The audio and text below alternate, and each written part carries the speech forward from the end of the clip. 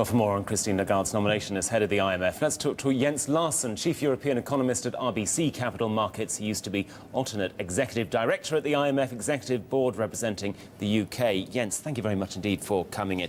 Christine Lagarde may well want to reach out to all 187 nations in the IMF. That is going to be very, very difficult because she is at the centre of what's going on in Greece, and that is dominating so much around the world. No, I agree completely, and I think her most immediate challenge is establishing that credibility, transferring from being very closely involved in the European crisis from the perspective of the French Treasury to being head of the IMF and being an independent person that has to look after the interest of the entire membership and not just of the Europeans. Is going to be her big challenge. The EU and the ECB, they have certainly been the ones to in the centre of trying to sort out what's going on in Greece and in Europe. You sometimes get the sense that the IMF has been a little bit on the sidelines. Do you think the IMF is going to go in there harder now and actually throw its weight around now that they have a leader like Christine Lagarde? I think the IMF has been throwing its weight around quite a lot, and actually I think there has been a bit of a change from the period where Strauss-Kahn was in charge to the period where John Lipsky has been acting as managing director. And I certainly perceived a toughening in the stance of the IMF and insisting on this funding for Greece for the next 12 months that have been in place, and have been one of the triggers for the discussions of a new program. So I think the leader of the IMF certainly matters. And again, can Christine Lagarde establish herself as independent, given that she has a background of having been so closely involved in the crisis throughout?